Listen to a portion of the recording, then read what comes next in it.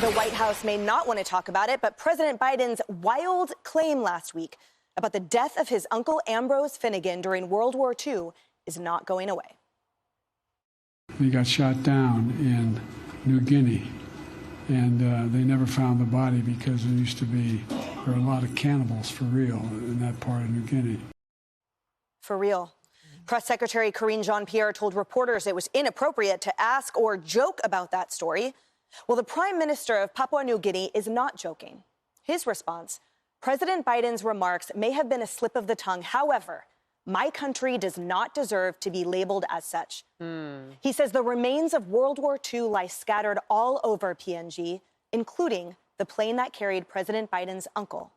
Perhaps given President Biden's comments and the strong reaction from PNG and other parts of the world, it is time for the USA to find as many remains of World War II in PNG as possible, including those of servicemen who lost their lives, like Ambrose Finnegan. Lisa, a massively respectful and fitting comment there from the leader of Papua New Guinea, absolutely eclipsing the frankly shameful comments our president made. Yeah, I mean, well, anytime Joe Biden says for real, he's lying, it seems, And I think a lot of this gets downplayed with Joe Biden because he is old, because he is senile at this point, which even the, special counsel found Robert Hur did in his report. But he's just a plagiarist and a liar. And like the Washington Examiner has this great breakdown of all the times Joe Biden has plagiarized and lied throughout his life, going back to 1965 when he was at Syracuse College of Law student. He lifted 5 pages of law review. We all know that he had to drop out of the 1987 presidential election because of lying. Even in 2020, the Washington Post found that he pulled a bunch of stuff from various groups. And then you just go through the amount of lies he has told throughout his career. So he's just a liar. Like, he's not a good guy. And that's ultimately what it comes down to. And Harris, can we just talk about that? These comments that our president drops, the sort of just cavalier comments that Joe Biden has dropped, they matter. It's people they're talking about. It's countries. No, Hispanic Americans are not breakfast tacos. No, Papua New Guinea is not defined by cannibalism, right?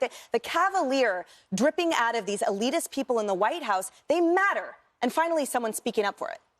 Well, I'm just thinking about what that leader from New Guinea was talking about in terms of the respect even for his own family, Joe Biden's own family member, come back to this nation and look for the World War II fallen.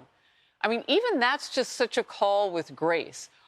What I think that means is, don't you even care about the man that you're talking about? Don't you even care about your own family, that you would so get the facts wrong, that the federal government would issue a statement, which is rare, by the way, to go on the record and say specifically about your relative's plane, no, it ditched for unknown reasons into the ocean. It was not shot down over land. I mean, that's a lot of specificity to correct a president of the United States. Think about the disrespect to his own family. It's pretty unreal.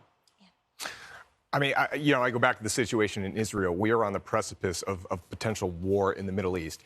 And we have somebody that's going to go out there and say things that could create international incidents. Sure, Papua New Guinea, one thing. But if he messes up just this much when it comes to the Middle East because of something he says, that's going to have disastrous consequences. All right, like the minor incursion of Putin. Yeah, I think that's it. I think this is why we have a trust issue, why we have a government not being trusted, why we have people willing to cause chaos in various cities, because no one's home.